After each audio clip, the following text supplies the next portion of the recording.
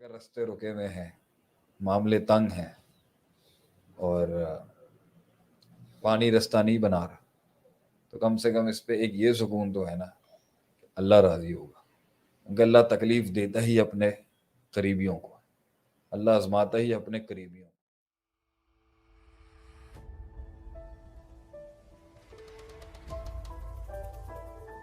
لے لیں کوئی سوال۔ سوال یہ ہے کہ زندگی کے اندر، کہ ہمارا ٹاپک مشکلات اور معجزات کے اوپر ہے، کلیمٹیز، ڈیفیکلٹیز اینڈ میریکلس، یہ کانسیپٹ کہ ایک دفعہ معجزہ ہو جائے گا تو آگے سب جو ہے آسان ہو جائے گا، یہ میں چاہتا ہوں اس پہ آپ روشنی ڈالیں کہ محتاجگی ختم نہیں ہوتی معجزے کے بعد بھی، نہ مسائل ختم ہوں گے، ایک مسئلے نے بدل کے دوسرے مسئلے نے آ جانا ہے۔ اس طرح فتن کے بارے میں آپ سب نے جو ہے، معجزے کے بعد تو زیادہ حجت قائم ہو جاتی ہے۔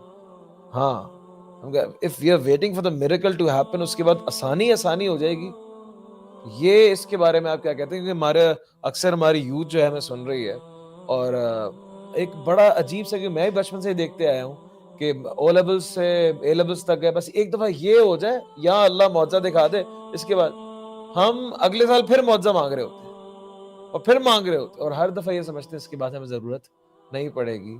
تو ہم اللہ تعالیٰ کے سامنے پارٹ ٹائم محتاجگی جو ہے نا وہ بڑا اظہار کرتے ہیں، لیکن جو دائمی ہے نا کہ ایک معجزے کے بعد بھی کہانی سولو نہیں ہوتی ہے۔ یا ایھا الناس انتم الفقراء الی اللہ واللہ هو الغنی الحمید۔ اے انسانوں، اللہ کہتا ہے انتم الفقراء، الفقراء الف لام کے ساتھ، تم ہمیشہ فقیر رہو گے۔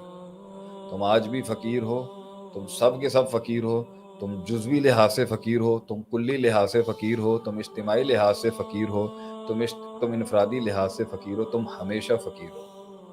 اگر کوئی یہ دعویٰ کر سکتا ہے کہ اسے کسی کی ضرورت نہیں ہے، اسے کوئی شے نہیں چاہیے، اسے کوئی ریلیٹیوٹی نہیں چاہیے، وہ کسی کے اوپر ڈیپینڈنٹ نہیں ہے، ایسا غنی، واللہ هو الغنی الحمید، وہ الغنی اللہ ہے۔ اللہ یہ دعویٰ کر سکتا ہے کہ مجھے ضرورت نہیں ہے کسی کی۔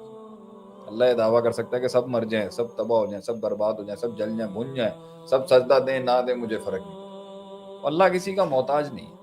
تو یہ دنیا دار البلا ہے، یہاں ایک سٹیشن ختم ہوگا پھر دوسرا شروع ہو جائے گا، دوسرا ختم ہوگا تیسرا شروع ہو جائے گا، اس حد تک کہ موت آ جائے گی۔ اس لیے تو آپ صلی اللہ علیہ وسلم کہتے تھے کن فی الدنیا کأنک غریب او عابر السبیل، دنیا میں ایسے رہو جیسے مسافر نے ایک جگہ سے دوسری جگہ رکنا ہے، تھوڑا سا آرام کرنا ہے۔ آپ صلی اللہ علیہ وسلم کہتے تھے نا میری زندگی اس دنیا میں ایسی ہے جیسے ایک مسافر تھوڑی دیر کے لیے درخت کے سائے کے نیچے بیٹھا، سفر پھر جاری، پھر سفر چلتا رہے گا حتی یاتی اگل یقین، یہ موت تک نہیں عبادت کا سلسلہ رکے گا۔ تو اگر کہیں معجزہ آ بھی گیا ہے اور زندگی نے ایک رخ بدل لیا ہے، حالات تھوڑے سے آسان ہو گئے ہیں، پھر شروع ہو جائے گا۔ آپ فیصلہ لیں گے پھر بھی شروع ہو جائے گا، فیصلہ نہیں لیں گے تب بھی شروع ہو جائے گا۔ کبھی کبھی میں سوچتا ہوں اس چیز کو کہ شاید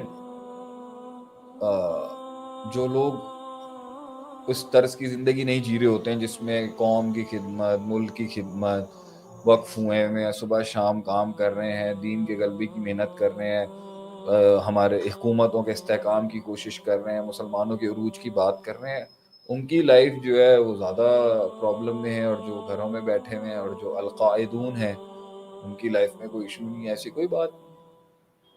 ابھی جو کسی بھی ایکٹیویزم اور تحریک کا حصہ نہیں ہے، گھر میں اس کے بچے کو کوئی بیماری آ رہی ہوگی، کسی کی بچی کی آنکھ کا مسئلہ میں نے دیکھا بھی، کسی کے کوئی مسئلہ ہے، کسی کی بیوی کا مسئلہ ہے۔ ہر انسان کو اس کے ڈومین میں اللہ آزماتا ضرور ہے۔ جب اللہ جو ہم چاہ رہے ہوتے ہیں ہمیں جو زندگی اس دنیا میں مل جائے، وہ اللہ کے قانون کے مطابق بندے کو چھوڑ دیا اللہ نے عذاب کے لیے۔ ہم اس دنیا میں یہ چاہتے ہیں کہ ہمیں ٹینشن نہ ہو، ہمیں سٹریس نہ ہو، ہمیں بلائیں نہ ہو، ہم پہ عذاب نہ ہو، ہمیں مینٹل ریلیکسیشن ہو، ہمیں کوئی پریشر نہ ہو، ہمیں ڈر نہ ہو، ہمیں خوف نہ ہو، ہمیں جو ہے وہ جیلیں نہ ہو، ہم پہ فاقہ فقر نہ ہو۔ یہ سب چیزیں تب ختم ہو جائیں گی جب آپ کو اللہ نے سلیکٹ کر لیا کہ بھائی اب اس کی ڈھیل چھوڑ دو, اسے جہنم میں جانے دو. حدیث کے الفاظ ہیں کہ اللہ نے جبریل علیہ السلام سے کہا جاؤ جنت دیکھ کے آؤ اور جاؤ جہنم دیکھ کے, اور مجھے بتاؤ جنت کیسی ہے جہنم کیسی ہے. جبریل علیہ السلام نے کہا جنت کا رستہ تو ایسا ہے مجھے لگتا ہے سارے ہی چلے جائیں گے, بہت آسان ہے, اور جہنم کا رستہ تو اتنا مشکل ہے مجھے ایسا لگتا ہے کوئی جائے گا ہی نہیں. اللہ تو اللہ نے جبریل علیہ السلام کو کہا اس کو ریورس کر دو, کانٹے بھجا دو جنت کے رستے, مشکلات کے پہاڑ ڈال دو, آندیاں اور طوفان ڈال دو کرب و غم و ہم کے, شک شبہات کے جو ہے وہ شک شبہات کی بلائیں ڈال دو رستے.